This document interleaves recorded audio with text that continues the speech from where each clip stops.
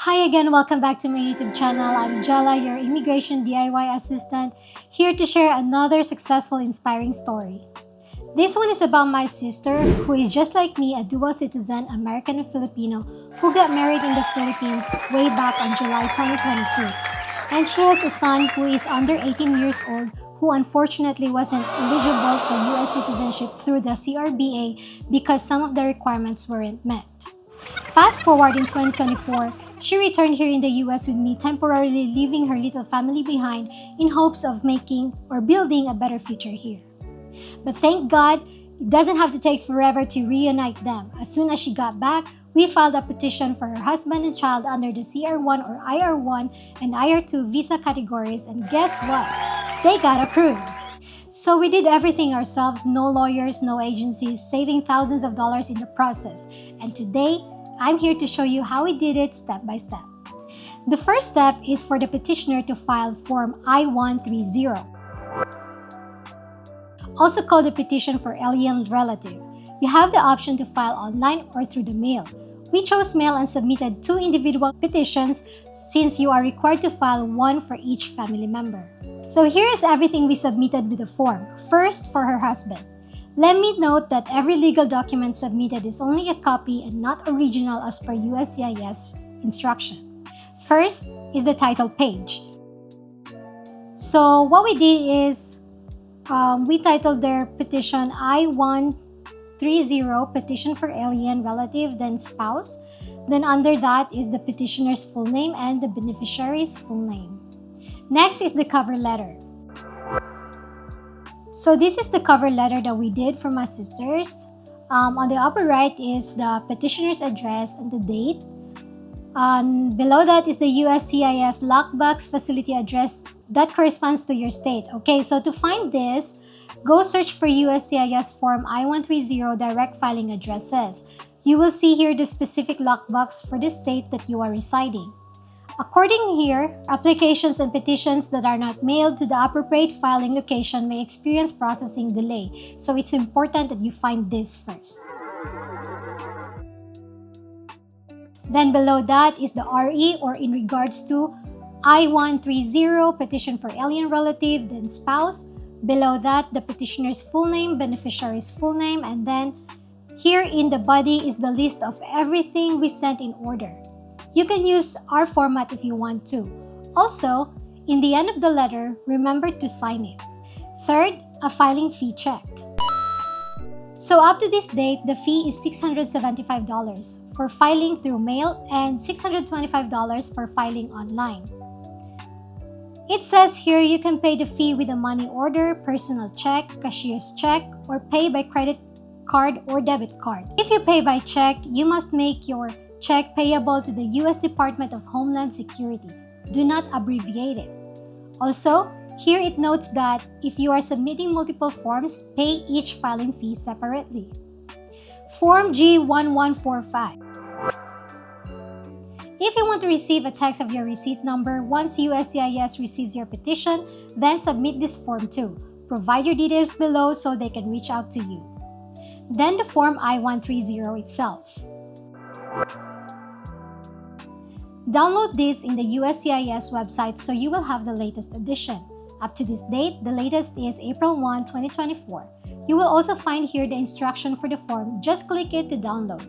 This is how Form I-130 looks like. It's a 12 pages form to be filled out. I know, it's too much. Next is the Form I-130A, or the supplemental information for spouse beneficiary. You can get this here on the same website where you can get the Form I-130. This is another 6 pages of form to be filled out. Yeah. Next, we submitted 2 2x2 photos of my sister and 2 2x2 photos of her husband. Then we also submitted a proof of US citizenship of my sister, which is her US birth certificate. For this one, you can submit any of these documents that can prove your US citizenship or lawful permanent residence.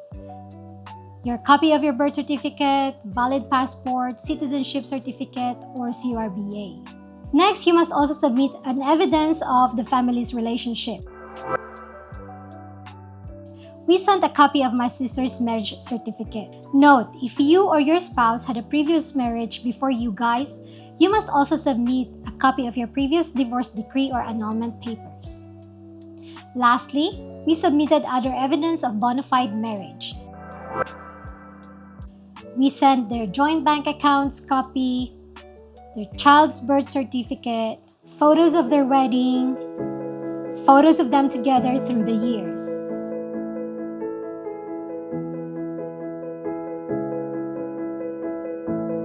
Just a quick note, I put the photos together in Microsoft Word, then saved the file as a PDF. Here are the other list of evidence for bona fide marriage that you can submit. Also, if you have changed your legal name before, prior to filing this petition, you must also submit the proof of your change of legal name. We also included copies of her husband's Philippine passport and birth certificate, even though they weren't specifically listed as required on the USCIS website. We figured it wouldn't hurt to be extra prepared. Better safe than sorry, right? Now, let's go through everything we included for her son. The requirements for the spouse and child are pretty similar. There are just a few parts that vary. First, again, a title page, I-130, petition for alien relative child, and below that, the petitioner's full name and then her son's full name.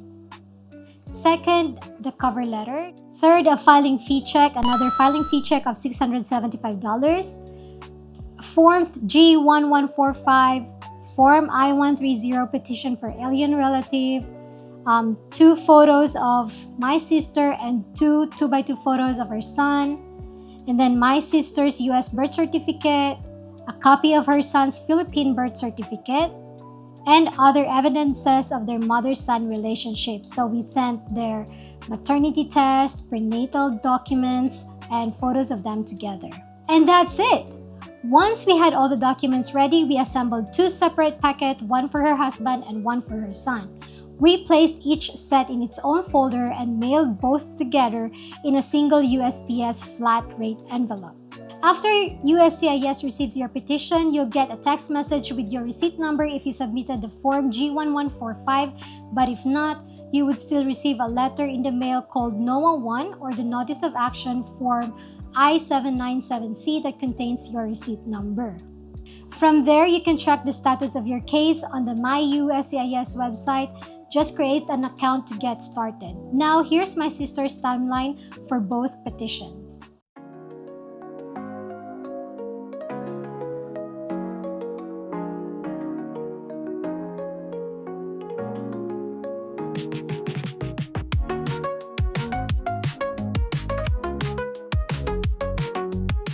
And that wraps up our step-by-step guide on filing a petition to your spouse and child. I hope this helped you feel more confident about doing it yourself. If you find this video helpful, don't forget to like, subscribe, and hit the bell so you won't miss future updates or success stories.